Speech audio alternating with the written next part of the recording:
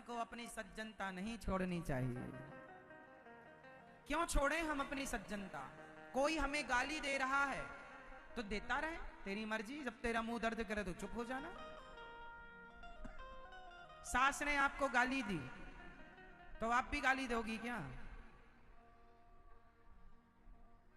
बहू ने गाली दी तो आप भी गाली देंगे? आजकल लोगों को ना सहन नहीं होता, जरा जरा सी बात में गुस्सा, जरा जरा सी, और सहना तो जरूरी है। एक बार क्या हुआ, आसनसोल में एक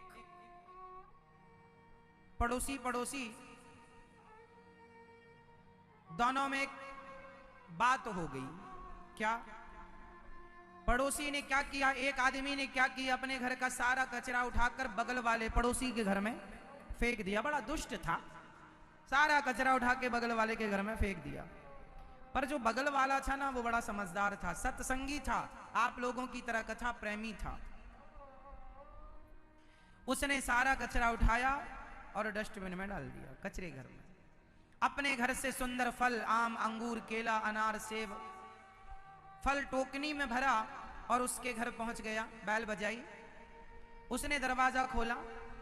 जिसने कचरा फेंका था उसने कहा, भाई ये क्या है? तो इसने कहा, भाई साहब ये फल हमारे गांव से कोई रिश्तेदार आए हैं, वो लेकर आए हैं, ये फल खाना बड़े स्वादिष्ट हैं। तो वो आदमी पानी पानी हो गया। बोले, भाई मैंने तेरे घर में कचरा फेंका और तू मुझे फल देता है, तू भी तो मेरे घर में कचरा फेंक सकता था। उसने कहा कि यदि मैं आपके घर में कचरा फेंक देता तो आप में और मुझ में अंतर क्या रह जाता? आपने मुझे कचरा दिया, मैं आपको फल दे रहा हूं, क्योंकि जिसके पास जो होता है वही देता। आपके पास गालियां होंगी तो आप गालियां देंगे। कुत्ते के पास भौंकने के सिवा कोई ऑप्शन नहीं है, इसलिए बेचारा वो आपको देखते ही भौंकता है। कुछ लोग झगड़ा करते हैं, सवेरे से झगड़ा, उनके पास उसके सिवा कुछ नहीं है। जो उनके पास है वो दे रहे हैं, आपके पास जो है वो आप दीजिए। आपके पास संस्कार है, शिक्षा है, नम्रता है। जरूरी नहीं है कि जो व्यवहार सामने वाले का हो वही व्यवहार हमारा हो। रावण ने माता सीता, रावण ने राम की पत्नी का हरण किया तो राम बोलते कि मैं भी तेरी पत्नी का हरण कर लेता हूं। क्या ये समाधान था? बोलो मेरी मां। नहीं। आपने मुझे गाली दी तो मैं भी आपको गाली दे दूं, क्या ये समाधान है? समाधान ये नहीं है। समाधान है कि कोई आपको कुछ भी कहे तुरंत जवाब ना दो, समय आने पर जवाब देना। बोलना, जवाब देना। तुरंत बोलेंगे तो कुछ भी बोल देंगे। थोड़ा रुक लो, थोड़ा विचार कर लो, शब्दों का संग्रह कर लो, क्या बोलना है, इसका क्या जवाब हो सकता है। रुक जाओ, समय सबका आता है। आज समय आपका है तो कल समय आपका आएगा। समय बदलता है। समय किसी के बाप की बफौती नहीं है। समय को कोई तिजोरी में बंद नहीं कर सकता। समय सबका आता है।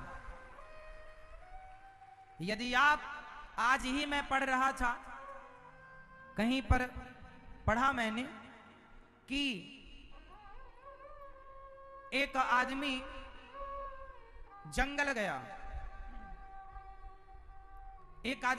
गया, और वहां बंदूक निकाली और एक हिरनी जा रही थी। वो हिरनी को उसने, कुछ लोग होते हैं ना जो जंगलों में जानवरों को व्यर्थ ही सताते रहते हैं, मारते रहते हैं। एक आदमी बंदूक निकाला और एक हिरनी को मार दिया। संयोगवश वो हिरनी गर्भवती थी। ये बिल्कुल सत्य घटना है, जिसके साथ गुजरी उसने बताया। हिरनी को उसने मार दिया, हिरनी बेचारी तड़प तड़प के मर गई और संयोगवश वो हिरनी गर्भवती थी। कुछ महीनों में वो बच्चे को जन्म देने वाली थी। अब ये साहब तो हिरनी को मार के आ गए, उस हिरनी की बद्दुआ लेकर के आ गए। क्या लेकर आ गए? क्या लेकर आए? बद्दुआ। आह, बद्दुआएं लेकर आ गए। कुछ दिनों बाद साहब की शादी हुई। शादी हुई तो इनकी पत्नी गर्भवती हुई, और जब इनकी पत्नी गर्भवती हुई तो किसी दुर्घटना में उसकी गर्भवती पत्नी मारी गई।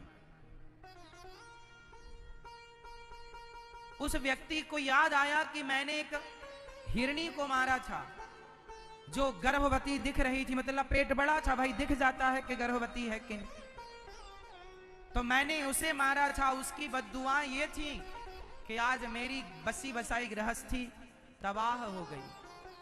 आपको क्या लगता है समय केवल आपका है, बदलेगा नहीं?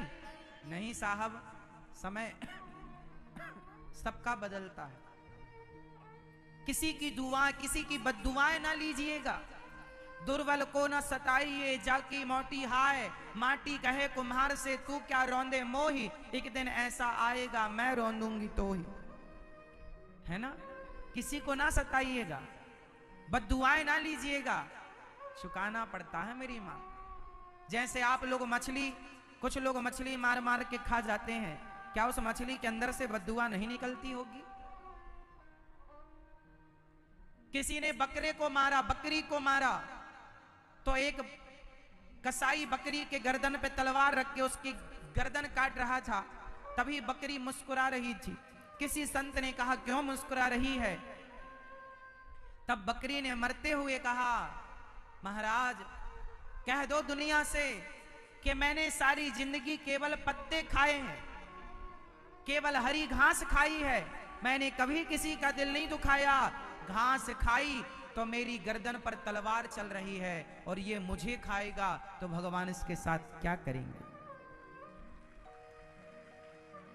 इसलिए बद्दुआएं ना लीजिएगा, किसी की हत्या ना कीजिएगा। मजा आता है किसी को मारने में, पर जब दंड मिलता है ना तो नानी याद आती है। रावण को बड़ा मजा आया सीता मां को चुराने में, लेकिन सारे बच्चे 1 लाख बेटे मर गए आंखों के सामने। 1 लाख पूत 1.25 लाख नाती, जिसके घर पर दिया ना बाती, कोई रोने वाला नहीं बचा रावण के यहाँ।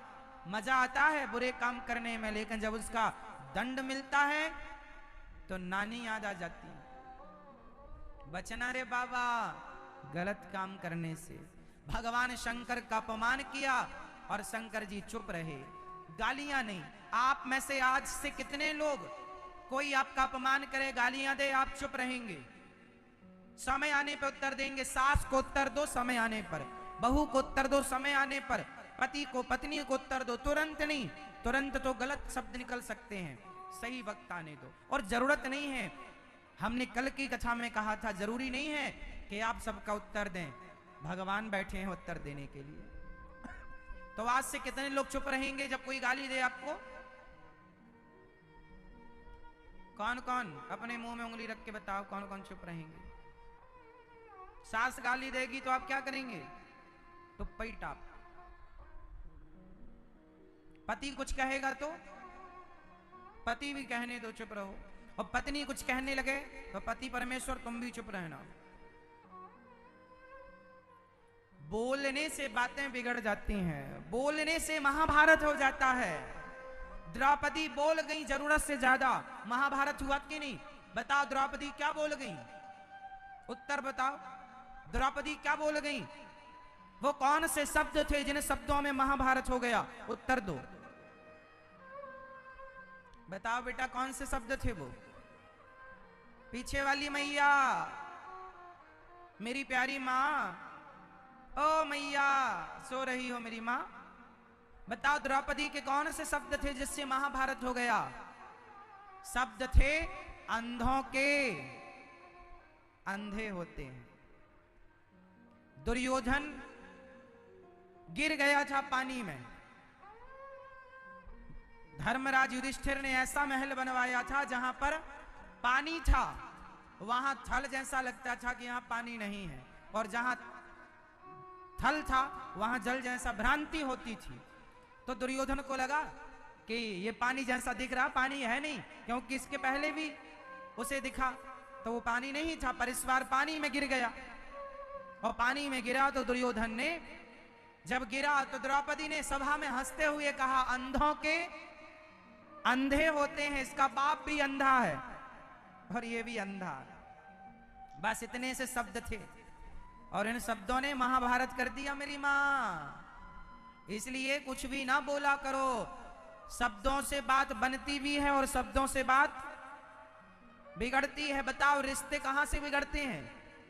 अधिकांश पति पत्नी के झगड़े में शब्दों का खेल होता है, रिश्तों के बिगड़ने में शब्दों का खेल होता है। इसलिए शब्द संभाल के बोलिए, शब्द के हाथ न पाओ। एक शब्द औषधि करे, एक शब्द करे घाव। शब्दों में बड़ी जान होती है मेरी माँ, इन्हीं से आरती अरदास और अजान होती है। यही समुद्र के वो मोती हैं जिनसे इंसान को इंसान की पहचान होती है। ये शब्दों में बड़ी जान है। 3 चीजें मत बिगड़ने दीजिएगा। पहला शब्द, शब्द किसके बिगड़े? जोर से। द्रौपदी मां के क्या बिगड़ गए? आप लोग भी ज्यादा बोलती हो ना, उसके चक्कर में झगड़ा हो जाता है। और पड़ोसन के साथ बैठ के जो दिन भर चुगली करती हो ना मेरी माँ, सबसे बड़े घर गृहस्थी बर्बाद करने का यही सिलसिला है जो तुम 4-4 घंटे पड़ोसन से पंचायत करती हो। दिन भर कुछ माताएं तो ऐसी हैं, खा लेंगी पी लेंगी और बस दिन भर पंचायत, दिन भर पड़ोसन के घर, ना खुद कुछ करेंगी ना उसको कुछ करने देंगी।